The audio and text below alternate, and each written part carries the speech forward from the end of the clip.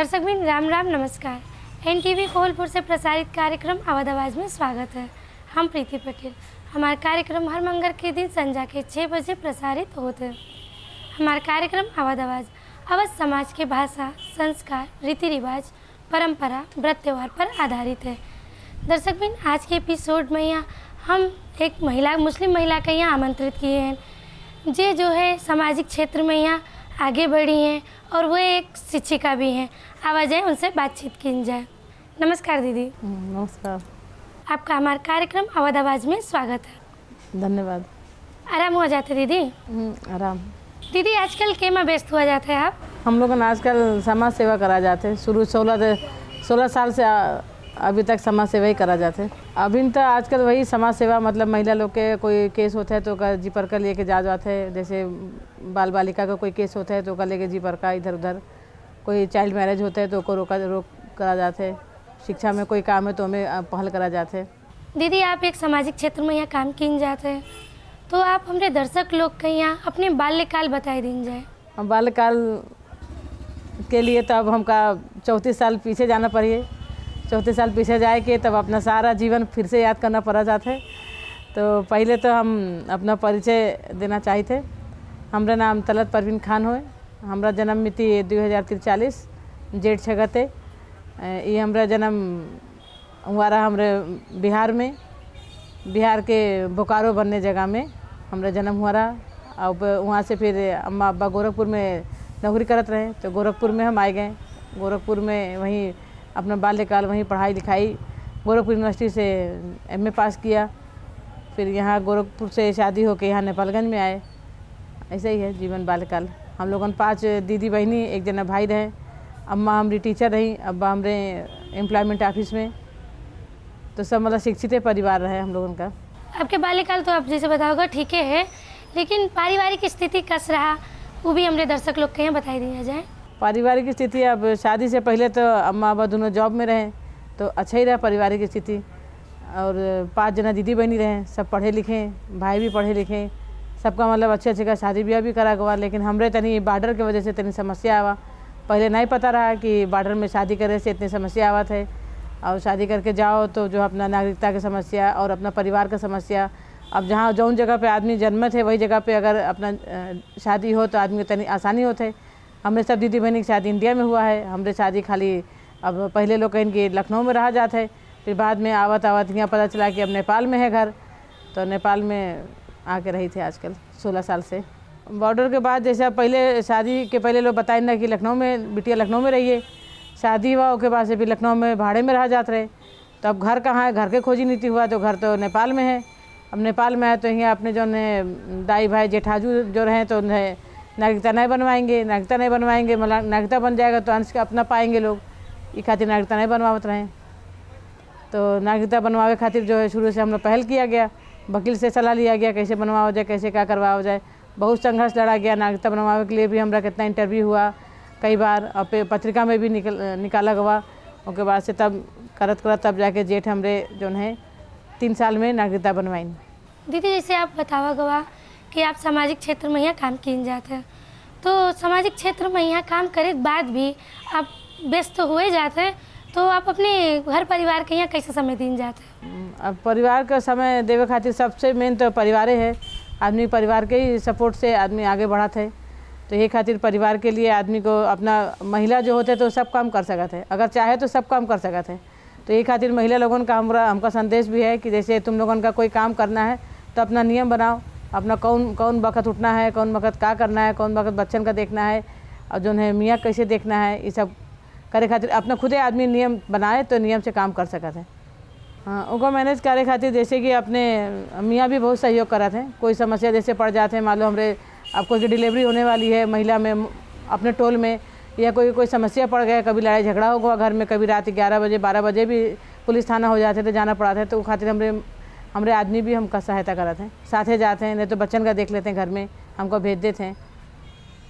तो लीवा कहाँ हम जाए थे, पोखरा सब जगह गए महिला लोग का। लेकिन काठमांडू समझ आते हैं लेके कोई समस्या पड़ा है तो।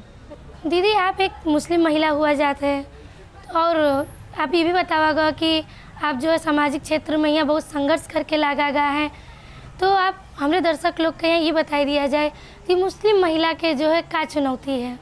अब जैसे मुस्लिम लोगों के ये होता है कि मियाँ लोग मर्द लोग जो है महिला लोगों पे ज़्यादा शासन करना खो जाते हैं।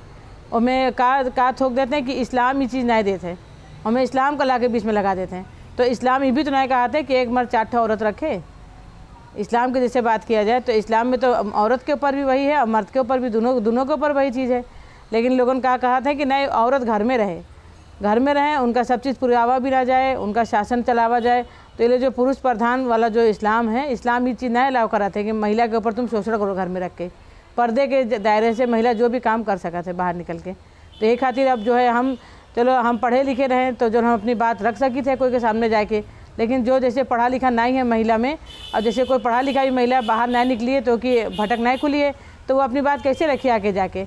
इसलिए हम अपने समुदाय के लिए, अपने समाज के लिए तो नमूना के रूप में बाहर आए कि ठीक है, देखो हम भी पढ़े लिखे भी हैं, एक अच्छे घर के परिवार की बिटिया भी हैं, परिवार की बहू भी हैं, लेकिन फिर भी देखो हमरे पे कोई दाग नहीं लगा हुआ थे। हम 15-16 साल से इस क्षेत्र में काम करी थे। एक नमूने के रूप में बाहर निकले हैं महिला लोगों का अपना जो है कंधे से कंधा मिला के काम करे खातिर। जी, जैसे अभी आप बतावा गवा कि जो है चुनौती के बारे में, तो इतना तो चुनौती है ये है समाज में यहाँ। तो आप जब घर से बाहर निकला गवा तो क्या सोच के बाहर निकला गवा रहा? बाहर निकले से पहले तो हमरे पे इतना शोषण हुआ, महिला इनसे इतना हुआ घर के अंदर कि हम आप हमरे जेठे हमको बाहर निकाल दी। इतना शोषण करीन घर में, इतना हमको परेशान करीन शुरू से। नागरिकता नहीं बनवाए, घर का हिस्सा ना दे, अंश ना दे, घर में मारपीट मचाए। तो अब जे के पास जाओ तो वो पुरुष रहे, कोई के पास जाओ, कोई के पास सहायता मांगे जाओ तो वो पुरुष है। तो उसके पास जाओ तो हमें भी आरोप लगे कि वो फलाने नेता के पास जाते हैं, वो पुरुष के पास जाते हैं, वो इंस्पेक्टर के पास जाते हैं। तो ये मारे हम कहा जब हम नेता खुदे करना है तो अपने खुदे नेता बन जाओ। हमरे जो समस्या होगी हम ही समस्या झेलें, हमरे आगे के आने वाली पीढ़ी हमरे महिला लोग ना झेलें। ये खातिर सबसे संघर्ष करत जो है हम खुद अपने आप ही हम आगे बढ़ते चले गए।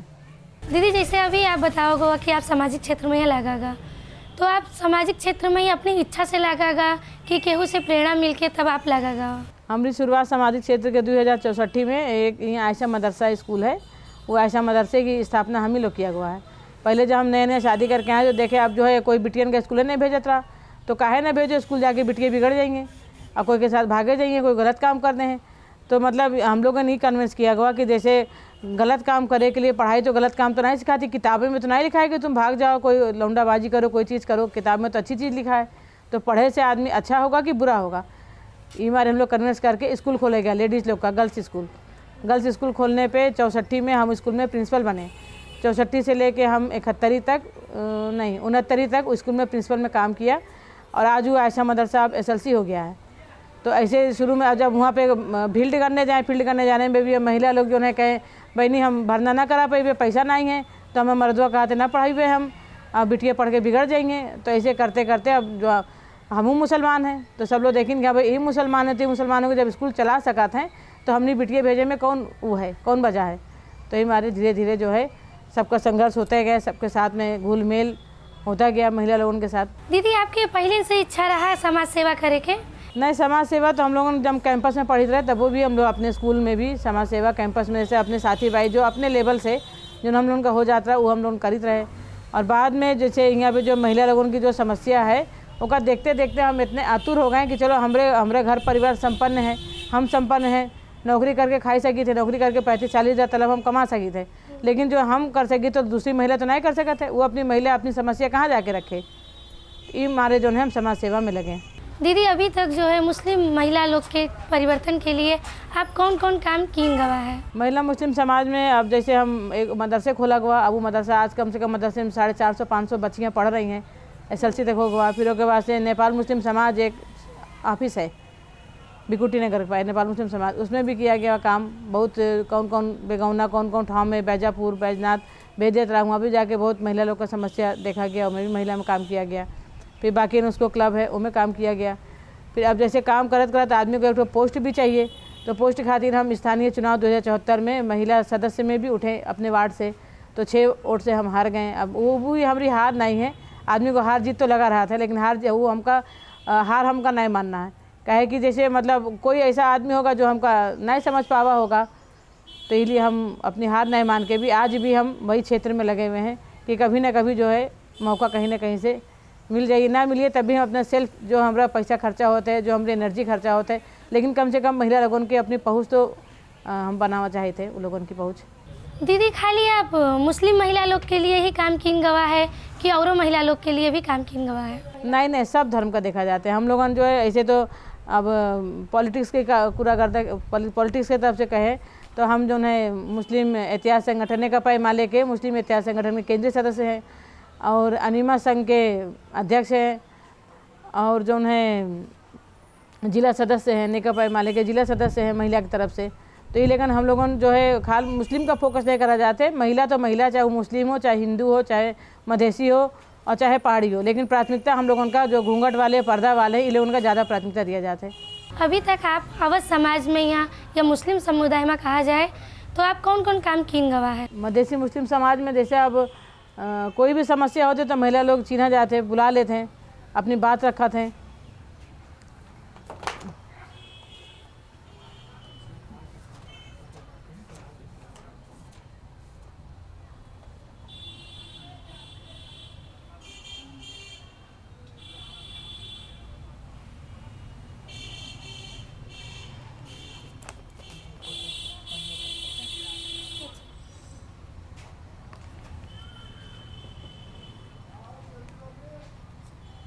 दीदी आप एक मुस्लिम महिला हुआ जाते हैं तो मुस्लिम महिला लोग कल भी पर्दा में रहत रही और आज भी पर्दा में ही रहती, ऐसा माना जाता है। तो आप एक मुस्लिम महिला हुई के कितना संघर्ष कीन गवा है अपने जीवन में, यहाँ हमने दर्शक लोग के यहाँ बताई दी जाए। अब जैसे अभी हम बतावा गवा है कि जैसे संघर्ष का मतलब शुरू से अभी तक हमारे लाइफ में जब से ब्याह करके आए, ब्याह के पहले तो कोई हमारे संघर्ष नहीं रहा, लेकिन ब्याह करके जब से आए नेपालगंज में तब से अभी तक के संघर्ष जारी है, तब से अभी तक के संघर्ष करा जाता है। चाहे वो घर का क्षेत्र हो, चाहे फील्ड, चाहे बाहर का अपना व्यापार का क्षेत्र हो, सारे क्षेत्र में अभी तक हम लोगों ने संघर्ष करा जाता है। लड़का लोगों का पढ़ावा था, लेकिन वही तरीके से बड़ा होते हैं, जैसे 8-9 में जाते हैं, बस जो है लड़का बड़ा होगा अब एक कमाई में लगाए दो। तो का जैसे जब सोचा थे ऑफिस अड्डे में लड़के की नौकरी नहीं मिलना है, नौकरी मिले खातिर का पढ़ाते नहीं हैं, थोड़ा सा जवान होते 14-15 साल का बसों का जो है पैसा कमाने में लगा देते हैं कि अब इनका जो है पैसा कमाइए। अब कोई के 10 लौंडे तो सोचा थे 10,000 कमाइए तो हमने कम से कम 1 लाख रुपये घर में आइए। इन्हें सोचा थे कि वो पढ़ाए दें लिखाए दें, इनसे बड़ा ऑफिसर हो जाएगा। यही वजह से आज देखो हम लोगों के मुस्लिम मधेसी लोगों ने कोई बड़े ऑफिस अड्डे में नहीं है, जहाँ जाओ सब अपने जो पहाड़ी समुदाय के बैठते हैं। हम लोगों ने अभी भी हजूर कही थे, हम लोग अभी भी झोला बोगी थे, जो कि उप महानगर पालिका के एक घर एक स्कूल हो गया है, तब वो हम लोगों को नहीं पढ़ावा जाते। तो इनमें कुछ अपने मधेसी समुदाय, अपने मुस्लिम समुदाय का भी कुछ पिछड़ापना है। वो पिछड़ापने के खातिर हम लोगों जो है तमाम एनजीओ से हम लोग अवेयरनेस कार्यक्रम भी चलावा गवा, सचेतना कार्यक्रम जगह कहा जाते हैं, सचेतना कार्यक्रम पर ही चलावा गवा है। 10-10 दिन की महिलाओं को तालीम दिया जाते है कि अपने बच्चों को पढ़ाओ। हाँ, तालीम से बहुत फ़र्क पड़ा। पहले जो बच्चे स्कूल नहीं जाते हैं, अब चलो बुर्का लगा के ही जाते हैं कम से कम। ये आयशा मदरसे में देख लो, बरकातिया में देख लिया जाए और आइडियल में देख लिया जाए, इस जो हम लोगों का नज़दीक का स्कूल है, इस सब स्कूल में लड़कियाँ जो है अपने हिजाब लगा के भी कम से कम पढ़ाई तो कराते हैं, अपना हिजाब में भी हैं, अपना पढ़ाई भी पूरा कराते हैं। नहीं देखो, हिजाब का मतलब ये कि हम लोग समझी थे कि जैसे जो है औरत का मतलब है एक छोपना। औरत शब्द जो है एक है उर्दू शब्द है, ये औरत शब्द का कोई ना कोई शब्द का अर्थ तो होते हैं। तो इस शब्द का अर्थ है छोपना, औरत का मतलब है छोपना को छुपा के बाहर निकालना। और अब जो है साइंटिफिक रीजन से भी अपना जो है स्किन प्रोटेक्शन के लिए भी अब देखो सारे समुदाय के लोग अपना मुंह छोप के निकलते हैं, चश्मा लगा के निकलते हैं, अपना सर छोप के निकलते हैं। तो स्किन प्रोटेक्शन साइंस भी ये कहता है कि स्किन प्रोटेक्शन के लिए आप अपना जो है सर अपना स्किन छोप के निकलिए। वही चीज़ इस्लाम भी कहता है। नए गर्मियों के लिए कॉटन का यूज़ किया जाता है, जैसे कि अभी हम लगाए हैं कॉटन का हिजाब लगाए हैं। कॉटन का हिजाब लगावे से अंदर आदमी के जो है गर्मी वो मेल गर्मी नहीं होते। हाँ, स्कूल में भी कॉटन का चलत है, अपने वो है, लेकिन हिजाब मतलब लगा के भी जा रही हैं बच्चियाँ, अब पढ़ाई कर रही हैं। पहले के जो हम लोग 64 में जब स्कूल शुरू किया गया रहा, उस टाइम की फील्ड में और अभी के फील्ड में बहुत फ़र्क हो गया। अब जाओ तो कम से कम समझते हैं बात लोग। पहले तो दरवाजे बंद कर देते रहे, ये आई गई स्कूल वाली, देखो ये आई गई मास्टर आइन आई गई, हमारी बच्चन के ले जाएंगे पढ़ावे कहत रहे। लेकिन अब जो उन्हें फील्ड करे खातिर अब जो जाओ तो ये समस्या ना होते, कम से कम बात सुनाते हैं, समझाते हैं बात। पर्दा तो ठीक है, पर्दा मतलब इस्लाम में भी है और अपने हिंदू धर्म में भी है कि मतलब अपने जेठाजू को और अपने से बड़े लोगों का देख के अपना सर घूंघट ढाक लिया जाए, ठीक है। लेकिन इतना भी ठीक नहीं है कि हमरे उस चीज़ से हमरे कोई चीज़ में रोक हो। पर्दा विकास में रोक लगाए तो वो पर्दा नहीं है। जो चीज़ से भी आदमी के विकास में रोक हो वो चीज़ सही नहीं माना जाता है। जी, जैसे अभी आप बतावा हुआ पर्दा के बारे में यहाँ और आप ऐसे बाहर निकले हो, तो अभी आप ये बतावा जाए हमने दर्शक लोग के यहाँ भी बताई दी जाए कि पहले के मुस्लिम महिला मैया और आज की मुस्लिम महिला मैया आप का फ़र्क देखा गया है? हाँ, पहले की मुस्लिम महिला माँ जैसे जो है पर्दे में भी रहत रही और कुछ घर के अंदर भी डराई रहत रही। कम से कम आज की महिला घर की जो उनकी बात है अपने घर में रख सकते हैं, चाहे उनकी बात कोई सुने न सुने, कम से कम बोल तो सकते हैं। इतना उनके अवेयरनेस, इतना उनकी जो है जन चेतना बढ़ चुकी है। नहीं तो पहले तो घर में ही अपना मार लीन, मियाँ मार लीन, पीट लीन और जो है कुछ नहीं, चले गए मियाँ मार पीट के। घर में भी नहीं कोई से कह पाते रहे। अपने मैके में जाके कहें तो मैके वाले कहें ससुराल जाओ, ससुराल में जाके कहें तो कहें कि भैया तुमने अब चुपचाप रहो। तो आज की थोड़ा बहुत अवेयरनेस अब जो है महिला लोगों में हो गया है। कम से कम बड़ा कार्यालय तक पहुंच जाती हैं, अपने अगल बगल की छिमेकी लोगों का अपना समस्या कह सकते हैं, फ़ोन से मैसेज कर सकते हैं। इतना तक के अवेयरनेस पहले से महिला लोगों में हो चुका है मुस्लिम महिला में। अब विकास के क्षेत्र में तो जो है मुस्लिम महिला, मधेसी महिला तो 33% आरक्षण छोटे अधीन है सरकारें कि मतलब जो है अगर आप लोग चाहो तो चुनाव भी लड़के आ सकते हो, चाहो तो कोई भी आरक्षण की सीट में भी आप जा सकते हो।